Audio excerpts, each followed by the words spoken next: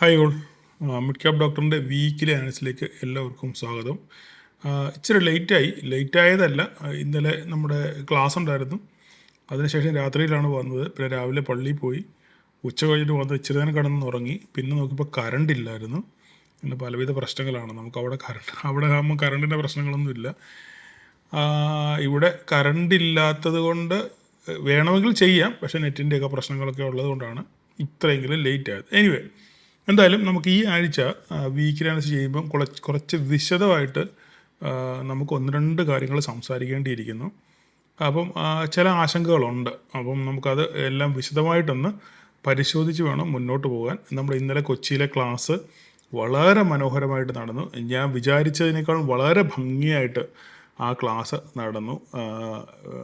മാത്രമല്ല, നിങ്ങളുടെ പല ചോദ്യങ്ങൾക്കും നിങ്ങളുടെ സംശയങ്ങൾ പലതും നമുക്ക് ദൂരീകരിക്കാൻ പറ്റി. നമുക്കൊന്നിച്ച് വളരെ മനോഹരമായിട്ട് ആ ക്ലാസ് പര്യവസാനിക്കാനൊക്കെ സഹായിച്ചു. അതിൽ പങ്കെടുത്തവരിലേറിയ പേരും പേഴ്സണലായിട്ട് മെസ്സേജ് അയക്കുകയും വിളിക്കുകയും ഗ്രൂപ്പിൽ സംസാരിക്കുകയും ഒക്കെ ചെയ്തു. എല്ലാവർക്കും ആ ക്ലാസ് ഒരു പുതിയ അനുഭവമായിരുന്നു. റിയലി അവർക്ക് ഒരു പുതിയ അനുഭവമായിരുന്നു. എന്തായാലും വന്ന് നിങ്ങൾ എന്നോട് കാണിച്ച സഹകരണത്തിനും സ്നേഹത്തിനും ഒക്കെ വളരെയധികം നന്ദി പറയുന്നു. അടുത്ത ക്ലാസ് നമുക്ക് തൃശ്ശൂരാണ്. നേരത്തെ നമ്മളത് പ്ലാൻ ചെയ്തതാണ് അല്ലേ? 16-ാം തീയതി അടുത്ത ശനിയാഴ്ച തൃശ്ശൂരാണ് ക്ലാസ്. സീറ്റ് ഫുള്ളാണ്. ആരും അതിനുവേണ്ടി വിളിക്കണ്ട, ഓൾറെഡി എല്ലാം പാക്ഡ് ആണ്. നമുക്ക് ഇനി ആ ക്ലാസ് നടന്നാൽ മാത്രം മതി. ഓക്കെ, അപ്പം എന്തായാലും വളരെ മനോഹരമായിരുന്നു. നിങ്ങൾ കാണിച്ച എല്ലാ സഹകരണത്തിനും ആദ്യമേ തന്നെ നന്ദി പറയുന്നു. കാരണം ഞാൻ പറയാറുണ്ടല്ലോ, ഞാൻ റീലുകളോ പോസ്റ്റുകളോ ഒന്നും ഇടാറില്ല. എൻ്റെ റീലുകളെല്ലാം നിങ്ങളാണ് അല്ലേ?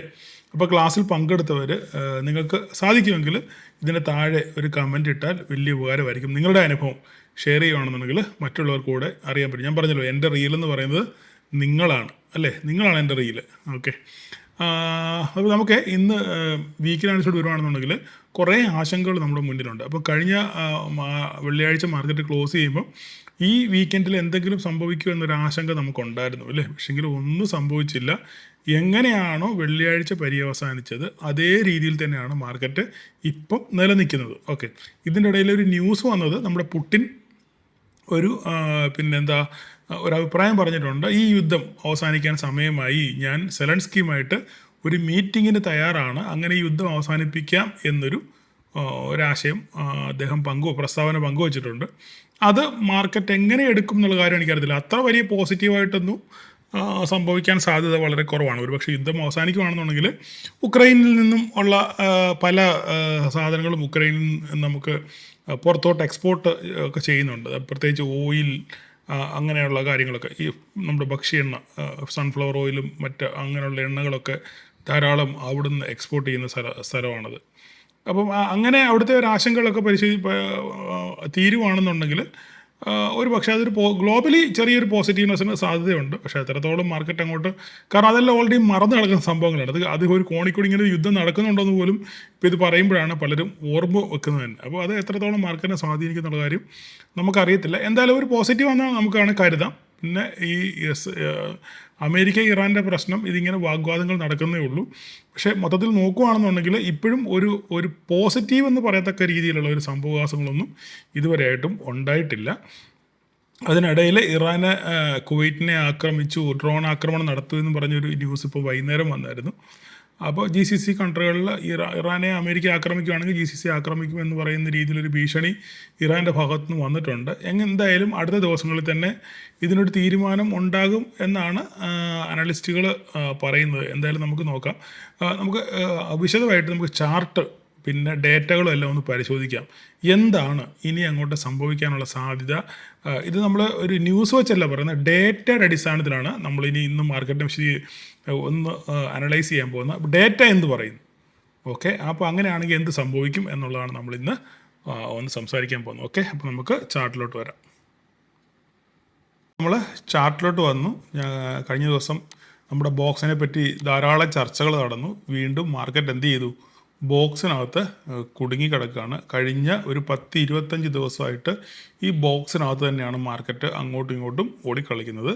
അപ്പം ഈ ഒരു റേഞ്ച് നോക്കുകയാണെന്നുണ്ടെങ്കിൽ മാർക്കറ്റ് എന്ത് ചെയ്തിട്ടില്ല, എങ്ങോട്ടും പോയിട്ടില്ല. 24,000-നും 24,200, 300 റേഞ്ചും 24,000 ഈ ഒരു റേഞ്ചിനകത്തിലാണ് മാർക്കറ്റ് ഇങ്ങനെ ഓസിലേറ്റ് ചെയ്തുകൊണ്ടിരിക്കുന്നത്. അപ്പം നമുക്ക് നമ്മളുടെ മന്ത്ലി ഒന്ന് നമുക്ക് എടുത്ത് നോക്കാം. മന്ത്ലി എന്താണ് മാർക്കറ്റിൽ സംഭവിച്ചത് നമുക്കറിയാം. നമ്മളിതിനെപ്പറ്റി വളരെ വിശദമായിട്ട് സംസാരിച്ചിട്ടുണ്ട്. ഇനി കൂടുതൽ പറഞ്ഞ് ഞാൻ ആവർത്തന വിരസത ഉണ്ടാക്കുന്നില്ല.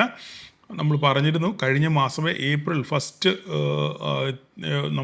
വീക്കിൽ തന്നെ നമ്മൾ പറഞ്ഞിരുന്നു മാർക്കറ്റ് ഈ ഒരു ട്രെൻഡ് ലൈനിൽ സപ്പോർട്ട് എടുത്ത് മാർക്കറ്റ് തിരിച്ച് കയറി പോകാനുള്ള സാധ്യതയാണ് വളരെ കൂടുതലെന്ന് നമ്മൾ പറഞ്ഞിരുന്നു. അങ്ങനെ പൊസിഷണലായിട്ടൊക്കെ ട്രേഡ് എടുത്ത ധാരാളം ആൾക്കാരുണ്ട്. അപ്പം നമുക്ക് വീണ്ടും ഒരാശങ്ക മുന്നിൽ വരണമെന്നുണ്ടെങ്കിൽ, ഇത് മന്ത്ലി ചാർട്ടാണ്, ആശങ്ക വരണമെന്നുണ്ടെന്നുണ്ടെങ്കിൽ എവിടെ വരണം? ഈ പറയുന്ന ഈ ലൈൻ 24,176 എന്ന് പറയുന്ന ഈ ലൈൻ മന്ത്ലിയാണ് പറയുന്നത്. ഈ ലൈൻ ഡേ ക്യാൻഡിൽ ഇതിന് താഴെ ക്ലോസിങ് കിട്ടണം. ഒരു ദിവസം ഇതിന് താഴെ, ഈ ലൈനിൻ്റെ താഴെ ഈ മന്ത്ലി ക്യാൻഡിലിൽ ഇത് ക്ലോസിങ് വരുവാണെന്നുണ്ടെങ്കിൽ, ഈ മന്ത്ലി ക്യാൻഡിൽ ഇതിന് താഴെയാണ് നാളെ മാർക്കറ്റ് അവസാനിച്ചതിന് ശേഷം ഇതിൻ്റെ ക്ലോസിങ് ഇതിൻ്റെ താഴെയാണെന്നുണ്ടെങ്കിൽ നമ്മൾ കുറച്ച് ആശങ്കപ്പെടേണ്ട സാഹചര്യം ഉണ്ടാകും. അങ്ങനെയാണെന്നുണ്ടെങ്കിൽ അതിൻ്റെ ചുവട് പിടിച്ച് വീണ്ടും ഈ ട്രെൻഡ് ലൈനിൽ മാർക്കറ്റ് എത്താനുള്ള സാധ്യത നമുക്ക് തള്ളിക്കളയാൻ പറ്റത്തില്ല. അതൊരു കോഷ്യസ് ഒരു സെറ്റപ്പായിട്ട് നിങ്ങളുടെ ചാർട്ടിനകത്തിൽ വരച്ച് വെക്കുക. ഇതിന് താഴെ പോയാൽ ഞാൻ പറഞ്ഞു 23,800 കേട്ടോ, അതതിൻ്റെ ലൈൻ 23,800 എന്ന് പറയുന്ന സംഗതിക്ക് താഴെ മാർക്കറ്റ് പോവുകയാണെന്നുണ്ടെങ്കിൽ നമുക്ക് വളരെയധികം ആശങ്ക ഉണ്ടാകാൻ സാഹചര്യങ്ങൾ ഉണ്ട്. നമുക്കിതിനെ വീക്കിലിയിലോട്ട് മാറ്റി നോക്കിക്കഴിഞ്ഞാൽ വീക്കിലിയിലാണെങ്കിലും മനസ്സിലാവും ആ ഒരു ലൈൻ, ഈ പറഞ്ഞ 23,800 എന്ന് പറയുന്ന ലൈന് വളരെ നിർണായകമാണ്. ഞാൻ പറഞ്ഞിട്ടുണ്ട് പല പ്രാവശ്യം 23,800 എപ്പോഴും നിഫ്റ്റിക്ക് വളരെ നിർണായകമാണെന്ന്. അതിന് താഴെ പോയാൽ നമ്മൾ വളരെയധികം പേടിക്കേണ്ട ഒരു സാഹചര്യം ഉണ്ട് എന്ന് മാത്രം പറയാം. ഇനി അടുത്ത കാര്യം നമുക്ക് പറയാം. അപ്പോൾ ഇതിനെ നമുക്കങ്ങ് വിടാം. ഇനിയിപ്പോൾ ഇതിൻ്റെ ആവശ്യമില്ല. മന്ത്ലി നിങ്ങൾ കണ്ടല്ലോ, അപ്സൈഡ് പോവുകയാണെന്നുണ്ടെങ്കിൽ നമുക്ക് 24,400 വരെ പോകാനുള്ള സാധ്യത വളരെ കൂടുതലാണ്. അത് ഡേ ക്യാൻഡിൽ നമ്മൾ പറയാം. അത് നമുക്ക് ക്ലോസ് ചെയ്യാം, അത് വേണ്ട. ഇനി ഇപ്പോൾ ഇവിടെ നമുക്ക് നോക്കാനുള്ളത്, നമ്മൾ ഇതിന് ഡേറ്റ പരിശോധിക്കുകയാണെന്നുണ്ടെങ്കിൽ കുറച്ച് ഒരു പാനിക് സിറ്റുവേഷൻ ഉണ്ട് എന്നാണ് നമുക്ക് മനസ്സിലാകുന്നത്. നമ്മൾ കഴിഞ്ഞ ദിവസത്തെ FIAസിൻ്റെ ഡേറ്റാസൊക്കെ എടുത്ത് നോക്കുകയാണെന്നുണ്ടെങ്കിൽ ഇവിടെ നോക്കിയാൽ FIAs 88% ഷോർട്ട് സൈഡിലാണ് ഫ്യൂച്ചർ നിൽക്കുന്നത്. 88%. ഇത് ഇന്നലെ മാത്രം, വെള്ളിയാഴ്ച മാത്രമല്ല, കഴിഞ്ഞ ഒരാഴ്ചയായിട്ട് നിങ്ങൾ ഈ FIAസിൻ്റെ ഡേറ്റ എടുത്ത് നോക്കുകയാണെന്നുണ്ടെങ്കിൽ കഴിഞ്ഞ ഒരാഴ്ചയായിട്ട് FIAs 88, 87 ആ റേഞ്ചിൽ തന്നെയാണ് ഇവരുടെ സെൽ പൊസിഷൻ നിൽക്കുന്നത്. ഒരു കാരണവശാലും ഈ സാധനം കുറയുന്നില്ല. അപ്പോൾ ഇതിനകത്തിൽ എന്തോ ഒരു ആശങ്ക ഉണ്ട്. DAS 73% ഉണ്ട്, പ്രോയെ 60% ഒക്കെ ഉണ്ട്. ഇതൊക്കെ ശരിയാണ്. എങ്കിൽ തന്നെ FIAസിൻ്റെ ഈ ഒരു പൊസിഷൻ നമുക്ക് വളരെ ആശങ്ക ജനിപ്പിക്കുന്ന ഒരു സാധനമാണ്. ഞാൻ ജസ്റ്റ് നിങ്ങളുടെ ഒരു അറിവിലേക്ക് വേണ്ടി പറഞ്ഞ മാത്രമേ, പഠനാർത്ഥമാണ് ഞാൻ ഈ പറയുന്നത്. ഒരു പക്ഷേ ഇതിന് ഓപ്പോസിറ്റ് സംഭവിക്കാം. എങ്കിലും എൻ്റെ കണ്ണിൽപ്പെട്ട സംഭവം ഞാൻ നിങ്ങളോട് വിശദീകരിക്കുന്നത് മാത്രമേ ഉള്ളൂ. കഴിഞ്ഞ ഒരാഴ്ചയായിട്ട് FIAസിൻ്റെ അവരുടെ സെൽ പൊസിഷൻ എന്ത് ചെയ്യുന്നില്ല, ഒരു കാരണവശാലും അവരെ കുറയ്ക്കുന്നില്ല. അപ്പോൾ ഇങ്ങനെ ഒരു സിനാരിയോ മാർക്കറ്റിൽ മുമ്പും ഇങ്ങനൊരു സിനാരിയോ ഉണ്ടായിട്ടുണ്ട്. ആ സിനാരിയോയിലൊക്കെ മാർക്കറ്റ് അവിചാരിതമായിട്ട് പൊട്ടിയ സാഹചര്യങ്ങളും കണ്ടിട്ടുണ്ട്. അപ്പം അതുകൊണ്ട് നമ്മൾ വളരെയധികം കോഷ്യസ് ആയിരിക്കണം. നമ്മുടെ ഈ ലോങ് പൊസിഷൻസൊക്കെ ഉണ്ടെന്നുണ്ടെങ്കിൽ, പൊസിഷൻസ് സൈഡിലൂടെയൊക്കെ ഉണ്ടെന്നുണ്ടെങ്കിൽ കൃത്യമായ സ്റ്റോപ്പ് ലോസുകൾക്ക് നമ്മൾ മെയിൻറ്റെയിൻ ചെയ്യണം. ഞാൻ ഇങ്ങനെ സംഭവിക്കുമെന്നല്ല പറയുന്നത്, പക്ഷേങ്കിൽ ഒരു സാധ്യത, ഒരു പ്രോബബിലിറ്റി ആണ് ഞാൻ ഈ പറയുന്നത്. ഇത് ജസ്റ്റ് ഞാൻ പറഞ്ഞത് മാത്രമേ ഉള്ളൂ. ഇനി നമുക്ക് അടുത്ത സംഗതിയിലോട്ട് വരാം. അടുത്ത സംഗതി നമ്മൾ നോക്കുകയാണെന്നുണ്ടെങ്കിൽ നമുക്ക് ഇത് നിഫ്റ്റിയുടെ ഓപ്പൺ ഇൻട്രസ്റ്റ് ആണ് ഈ കാണുന്നത്. നിഫ്റ്റിയുടെ ഓപ്പൺ ഇൻട്രസ്റ്റ് ആണ് ഈ കാണുന്നത്. ഈ ഓപ്പൺ ഇൻട്രസ്റ്റിനകത്ത് നമ്മൾ നോക്കുകയാണെന്നുണ്ടെങ്കിൽ ഇത് 12, അടുത്ത ചൊവ്വാഴ്ച നമുക്ക് എക്സ്പയറി ഉണ്ട് അല്ലേ. ആ എക്സ്പയറി നമ്മൾ നോക്കുകയാണെങ്കിൽ ഈ കാണുന്നത് 24,200 ഈ 24 മാർക്കറ്റ് ഇപ്പം നിൽക്കുന്നത് 24,176. ഈ 24,200 നമ്മൾ നോക്കിക്കഴിഞ്ഞാൽ കോൾ റേറ്റിംഗ് കൂടുതലാണ്. 24 മാർക്കറ്റ് ക്ലോസ് ചെയ്യുമ്പോൾ 24,200 കോൾ റേറ്റിംഗ് വളരെയധികം കൂടുതലാണ്. പിന്നെ അങ്ങോട്ട് നോക്കുവാണെങ്കിൽ 24,250, 300, 350, 400, 450, 500 ഒക്കെ ഭീകരമായ ഒരു വലിയ വോളായിട്ടാണ് ഇങ്ങനെ നിൽക്കുന്നത്. അപ്പോൾ തന്നെ നമ്മളിവിടെ നോക്കിയാൽ 24,000-ലും മാന്യമായ രീതിയിലുള്ള കോൾ റേറ്റിംഗ് ഉണ്ട്. 24,100-ലുണ്ട്, 24,150-ലുണ്ട്, അപ്പോൾ ഇവിടെയൊക്കെ എന്ത് ചെയ്യുന്നു, കോൾ റേറ്റിങ്ങിൻ്റെ ഒരു ആധിക്യം നമ്മൾ ഇവിടെ കാണുന്നുണ്ട്. അപ്പോൾ ഇത് ഈ ആഴ്ചത്തെ 12-ാം തീയതി, നമുക്കിനി നെക്സ്റ്റ് വീക്ക് കൂടെ നമ്മൾ നോക്കാം. 19-ാം തീയതി നോക്കുവാണെങ്കിലും 24,200 എന്ന് പറയുന്നിടത്ത് ധാരാളം കോൾ റേറ്റിംഗ് ഉണ്ട്. 24,200. നെക്സ്റ്റ് വീക്കിലും 24,000-ലും നല്ല രീതിയിൽ കോൾ റേറ്റിംഗ് ഉണ്ട്.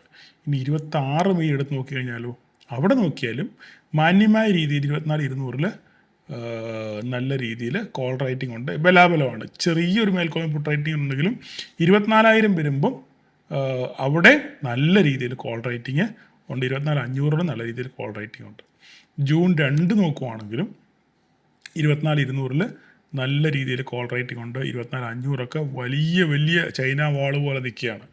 24,000-ലും നോക്കിക്കേ, ജൂൺ 2-ലും 24,000-ൽ നല്ല രീതിയിൽ കോൾ റേറ്റ് ഉണ്ട്. അപ്പോൾ ഇതൊക്കെ സൂചിപ്പിക്കുന്നത് എന്താണെന്ന് ചോദിച്ചു ഇങ്ങനെ ഞാനിത് നിങ്ങളുടെ ഒരു ഉദാഹരണത്തിന് വേണ്ടി പറഞ്ഞെന്ന് മാത്രമേ ഉള്ളൂ.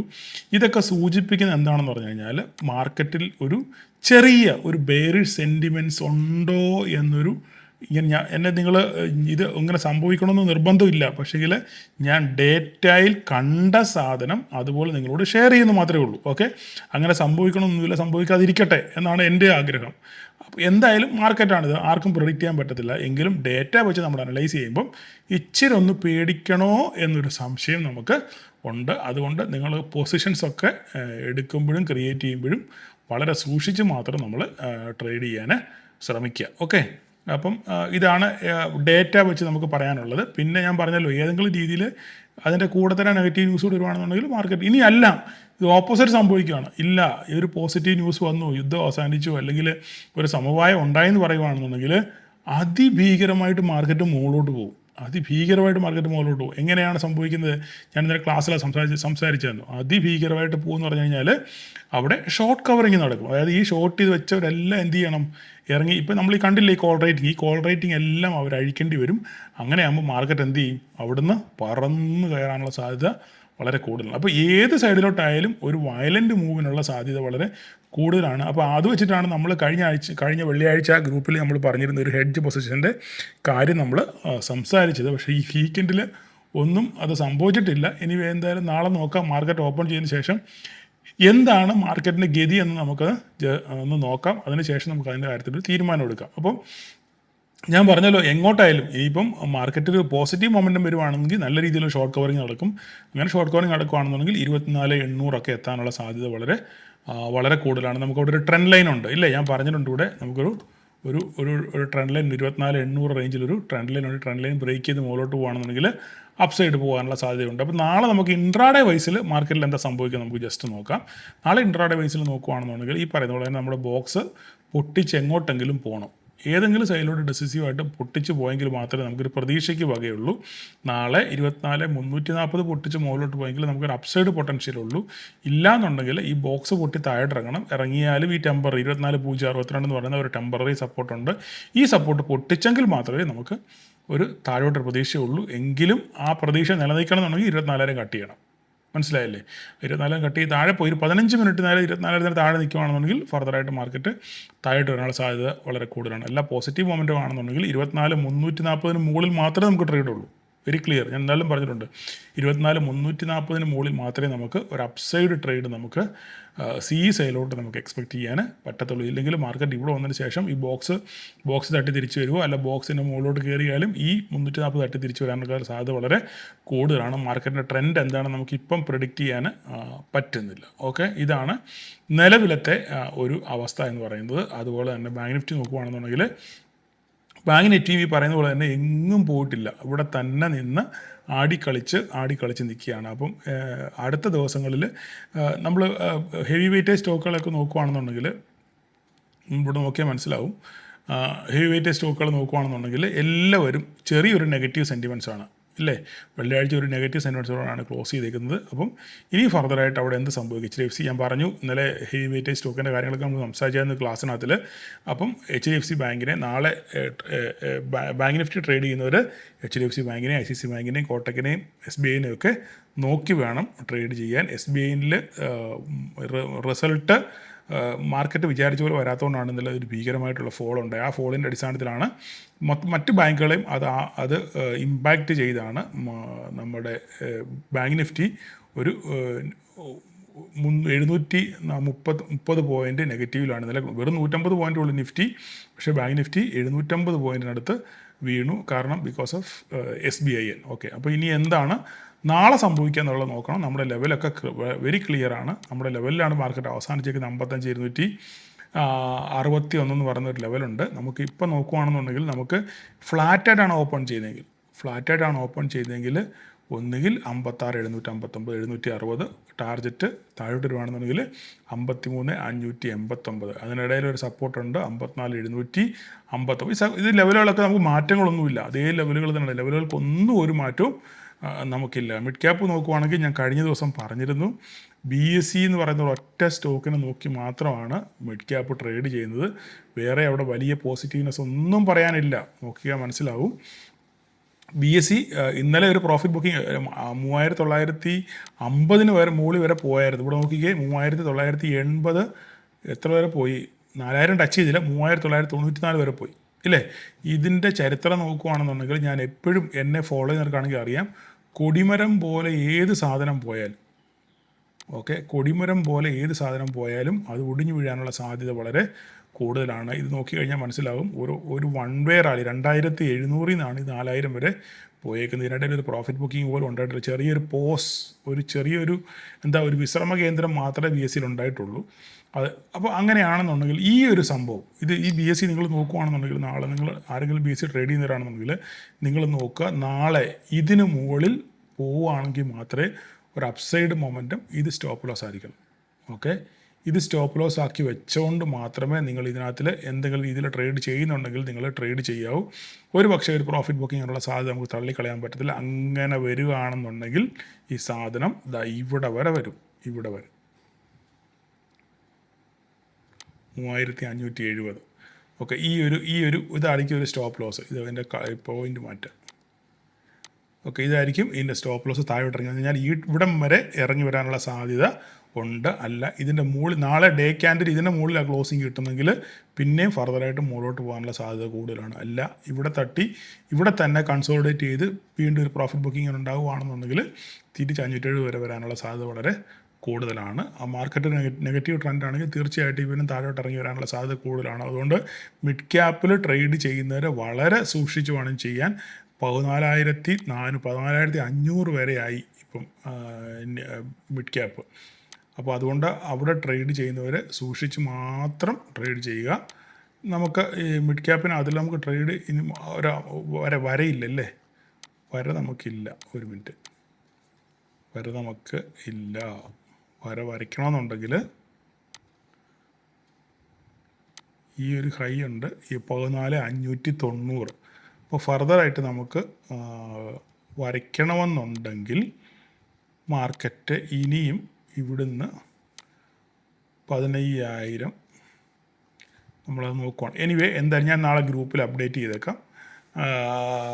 ഇവിടുന്ന് 14,590 മുകളിലോട്ട് പോവുകയാണെന്നുണ്ടെങ്കിൽ മാർക്കറ്റ് ഫർദറായിട്ട് എവിടം വരെ പോകുമെന്ന് ചോദിച്ചു കഴിഞ്ഞാൽ അടുത്തത് ഇതാണ് ഒരു നമുക്ക് കിട്ടിയ ഒരു സംഭവം. എനിവേ വരയ്ക്കണമെന്നുണ്ടെങ്കിൽ നമുക്ക് പുറകോട്ട് കുറച്ച് നമുക്കൊന്ന് ചിന്തിക്കാതെ വരയ്ക്കാൻ പറ്റത്തില്ല. ഞാനത് നാളെ ഗ്രൂപ്പിൽ അപ്ഡേറ്റ് ചെയ്തേക്കാം. എന്തായാലും ഈ 14,590 നിങ്ങൾ നോട്ട് ചെയ്ത് വെക്കുക. ഇതാണൊരു ഹൈ. അതിനുശേഷം അത് കട്ട് ചെയ്ത് മുകളിലോട്ട് പോകുകയാണെങ്കിൽ ഫർദറായിട്ട് നമുക്ക് പുതിയ നമുക്ക് ഗ്രൂപ്പിൽ നമുക്ക് അപ്ഡേറ്റ് ചെയ്യാം. ഓക്കെ, അടുത്ത സെൻസെക്സിൻ്റെ കാര്യം എടുക്കുകയാണെന്നുണ്ടെങ്കിൽ സെൻസെക്സിൽ എല്ലാം വളരെ കൃത്യമാണ്. നമുക്ക് ഒന്നുകിൽ 76,802 ബ്രേക്ക് ചെയ്ത് താഴോട്ട് പോകണം, ഇല്ലെങ്കിൽ 77,631 ബ്രേക്ക് ചെയ്ത് മുകളിലോട്ട് പോകണം. ഈ രണ്ട് സിനാരിയോയിൽ മാത്രമേ നമുക്ക് സെൻസെക്സിനകത്ത് ട്രേഡ് ഉള്ളൂ. ഏതെങ്കിലും സൈഡിലോട്ട് ബ്രേക്ക് ചെയ്യണം. ഒന്നുകിൽ 802 ബ്രേക്ക് ചെയ്ത് താഴോട്ട് പോകണം, അല്ലെങ്കിൽ 631 ബ്രേക്ക് ചെയ്ത് മുകളിലോട്ട് പോകണം. അങ്ങനെയാണെങ്കിൽ ഫർദറായിട്ടുള്ള നമുക്ക് ലെവലുകൾ അവിടെ തന്നെ ഉണ്ട്. അപ്പോൾ ഇത്രയും കാര്യങ്ങളാണ് ഈ ആഴ്ച നമുക്ക് വീക്കിലി ബേസിൽ നമുക്ക് പറയാനുള്ളത്. അപ്പോൾ നാളെ മാർക്കറ്റിൻ്റെ ഗതി എങ്ങോട്ടാണെന്നുള്ളത് നമുക്ക്, കാരണം ഇപ്പോൾ ഒരു അൺസർട്ടനിറ്റി ആണ് മാർക്കറ്റിൽ, എന്താ സംഭവിക്കുന്നത് നമുക്കറിയത്തില്ല.